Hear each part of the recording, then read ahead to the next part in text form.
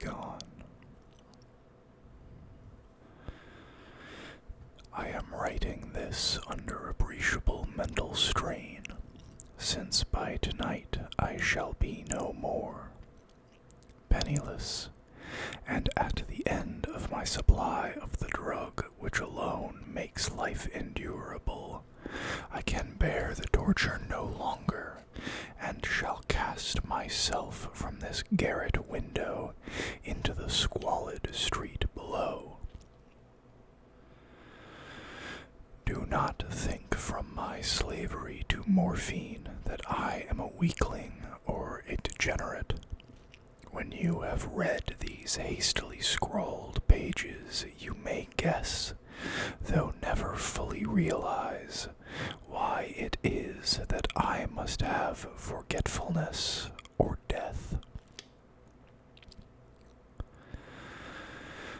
It was in one of the most open and least frequented parts of the broad Pacific that the packet of which I was supercargo fell a victim to the German sea raider. The Great War was then at its very beginning, and the ocean forces of the Hun had not completely sunk to their later degradation, so that our vessel was made a legitimate prize, whilst we of her crew were treated with all the fairness and consideration due us as naval prisoners. So liberal indeed was the discipline of our captors that 5 days after we were taken, I managed to escape alone in a small boat with water and provisions for a good length of time.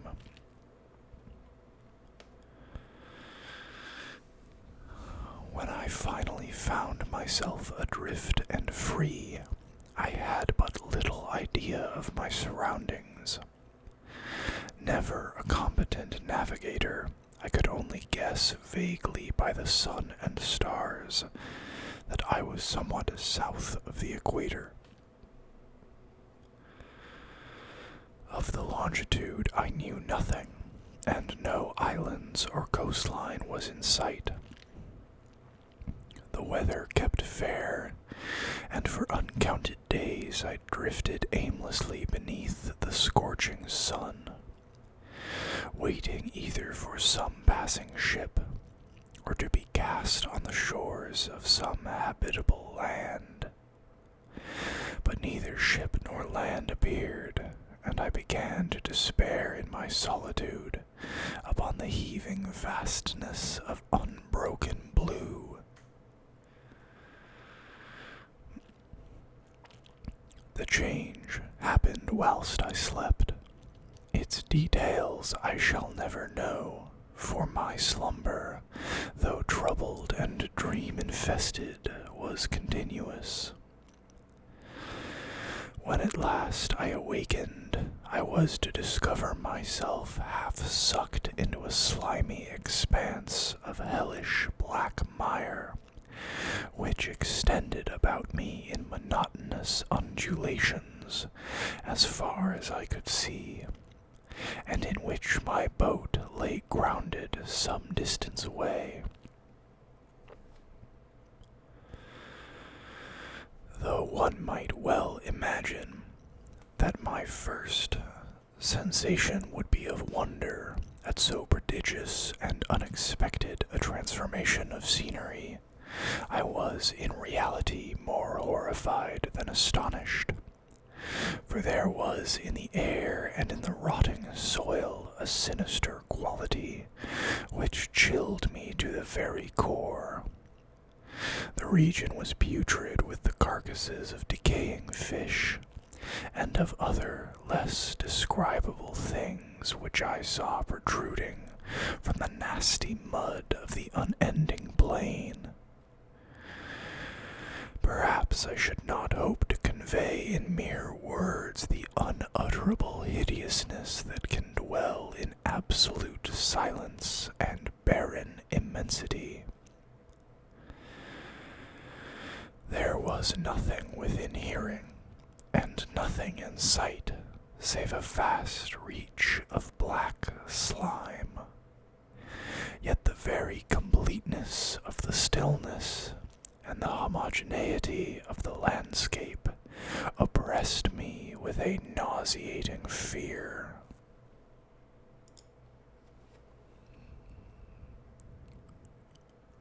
The sun was blazing down from a sky which seemed to me almost black in its cloudless cruelty, as though reflecting the inky marsh beneath my feet. As I crawled into the stranded boat, I realized that only one theory could explain my position. Through some unprecedented volcanic upheaval, a portion of the ocean floor must have been thrown to the surface, exposing regions which, for innumerable millions of years, had lain hidden under unfathomable watery depths. So great was the extent of the new land which had risen beneath me, that I could not detect the faintest voice of the surging ocean, strain my ears as I might. Nor were there any sea fowl to prey upon the dead things. For several hours I sat thinking or brooding in the boat, which lay upon its side and afforded a slight shade as the sun moved across the heavens. As the day progressed, the ground lost some of its stickiness, and seemed likely to dry sufficiently for traveling purposes in a short time. That night I slept but little, and the next day I made for myself a pack containing food and water, preparatory to an overland journey in search of the vanished sea and possible rescue. On the third morning, I found the soil dry enough to walk upon with ease. The odor of the fish was maddening, but I was too much concerned with graver things to mind so slight an evil, and set out boldly for an unknown goal. All day I forged steadily westwards, guided by a faraway hummock, which rose higher than any other elevation on the rolling desert. That night I encamped, and on the following day still traveled towards the hummock, though that object seemed scarcely nearer than when I had first espied it. By the fourth evening I attained the base of the mound, which turned out to be much higher than it had appeared from a distance, an intervening valley setting it out in sharper relief from the general surface. Too weary to ascend, I slept in the shadow of the hill. I know not why my dreams were so wild that night, but ere the waning and fantastically gibbous moon had risen far above the eastern plain, I was awake in a cold perspiration, determined to sleep no more. Such visions had I experienced were too much for me to endure again, and in the glow of the moon I saw how unwise I had been to travel by day. Without the glare of the parching sun, my journey would have cost me less energy. Indeed, I now felt quite able to perform the ascent which had deterred me at sunset. Picking up my pack, I started for the crest of the eminence. I have said that the The unbroken monotony of the rolling plain was a source of vague horror to me, but I think my horror was greater when I gained the summit of the mound and looked down the other side into an immeasurable pit or canyon, whose black recesses the moon had not yet soared high enough to illuminate. I felt myself on the edge of the world, peering over the rim into a fathomless chaos of eternal night. Through my terror ran curious reminiscences of Paradise Lost and Satan's hideous climb through the unfashioned realms of darkness.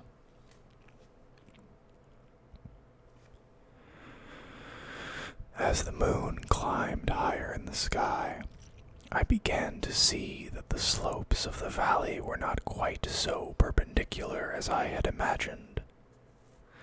Ledges and outcroppings of rock afforded fairly easy footholds for a descent, whilst after a drop of several hundred feet, the declivity became very gradual.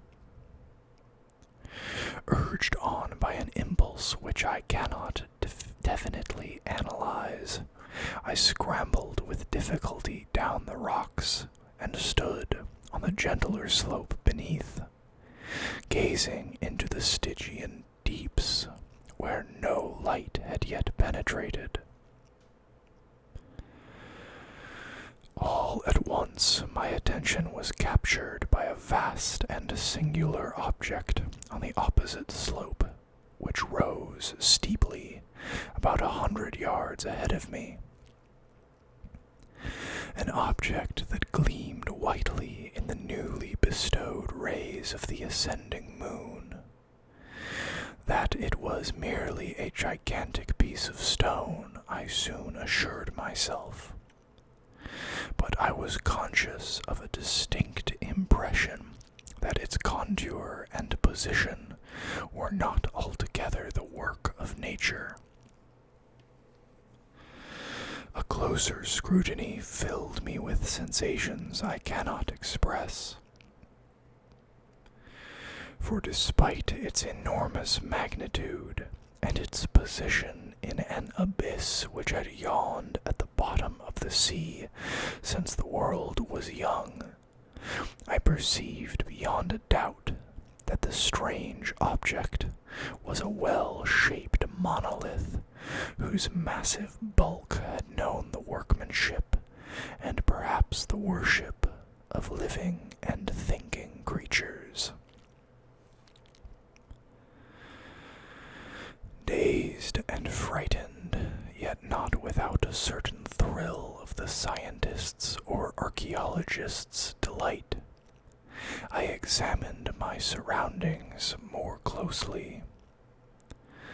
The moon, now near its zenith, shone weirdly and vividly above the towering steeps that hemmed in the chasm, and revealed the fact that a far-flung body of water flowed at the bottom, winding out of sight in both directions, and almost lapping my feet as I stood on the slope. Across the chasm, the wavelets washed the base of the cyclopean monolith, on whose surface I could now trace both inscriptions and crude sculptures. The writing was in a system of hieroglyphics unknown to me, and unlike anything I had ever seen in books, consisting for the most part of conventionalized aquatic symbols, such as fishes, eels, octopi, crustaceans, mollusks, whales, and the like. Several characters obviously represented marine things which are unknown to the modern world, but whose decomposing forms I had observed on the ocean-risen plain. It was the pictorial carving, however, that did most to hold me spellbound. Plainly visible across the intervening water, on account of their enormous size, was an array of bas-reliefs, whose subjects would have excited the envy of a Dore. I think that these things were supposed to depict men, at least a certain sort of men, though the creatures were shown disporting like fishes in the waters of some marine grotto, or paying homage at some monolithic shrine which appeared to be under the waves as well. Of their faces and forms I dare not speak in detail, for the mere remembrance makes me grow faint. Grotesque beyond the imagination of a bull, of a bow, or a bulwer. They were damnably human in general outline, despite webbed hands and feet, shockingly wide and flabby lips, glassy, bulging eyes, and other features less pleasant to recall.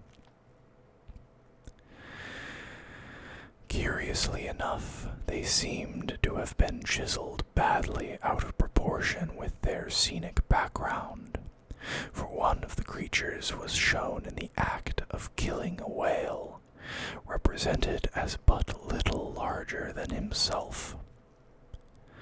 I remarked, as I say, their grotesqueness and strange size, but in a moment decided that they were merely the imaginary gods of some primitive fishing or seafaring tribe, some tribe whose last descendant had perished eras before the first ancestor of the Piltdown or Neanderthal man was born. Awestruck at this unexpected glimpse into a past beyond the conception of the most daring anthropologist, I stood musing whilst the moon cast queer reflections on the silent channel before me. Then suddenly I saw it, with only a slight churning to mark its rise to the surface. The thing slid into view above the dark waters. Vast, Polyphemus-like, and loathsome, it darted like a stupendous monster of nightmares to the monolith, about which it flung its gigantic scaly arms, the while it bowed its hideous head and gave vent to certain measured sounds. I think I went mad then. Of my frantic ascent of the slope and cliff, and of my delirious journey back to the stranded boat, I remember little. I believe I sang a great deal and laughed oddly when I was unable to sing. I have indistinct recollections of a great storm some time after I reached the boat. At any rate, I knew that I heard peals of thunder and other tones which nature utters only in her wildest moods. When I came out of the shadows, I was in a San Francisco hospital, brought thither by the captain of the American ship which had picked up my boat in mid-ocean.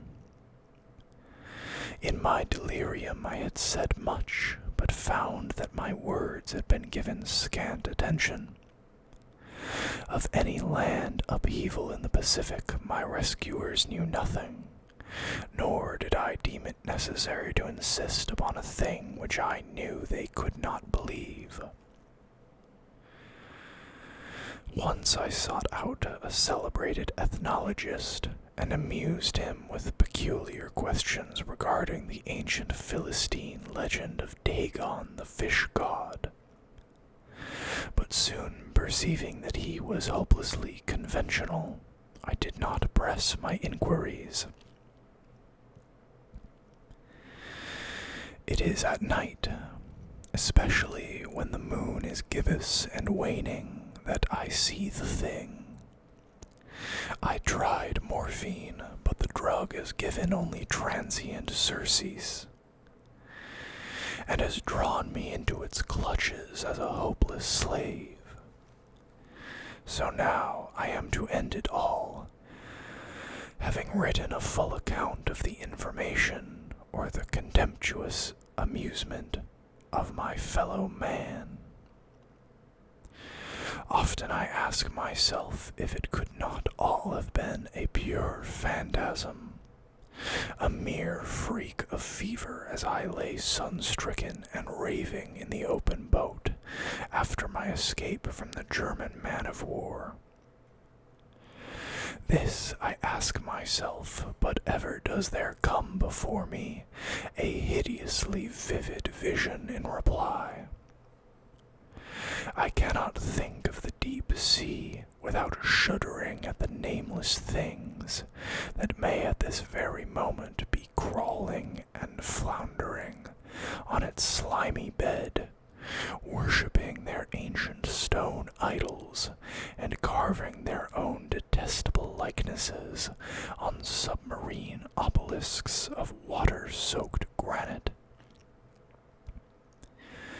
I dream of a day when they may rise above the billows to drag down in their reeking talons the remains of puny, war-exhausted mankind.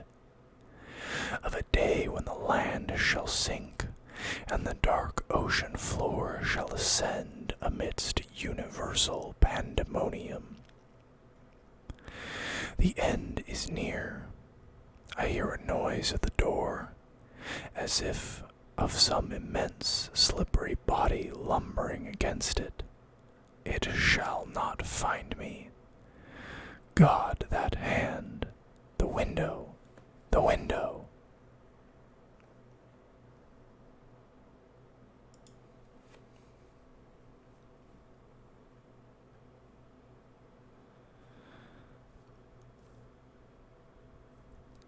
Azathoth. When age fell upon the world, and wonder went out of the minds of men, when gray cities reared to smoky skies tall towers grim and ugly, in whose shadow none might dream of the sun or of spring's flowering meads.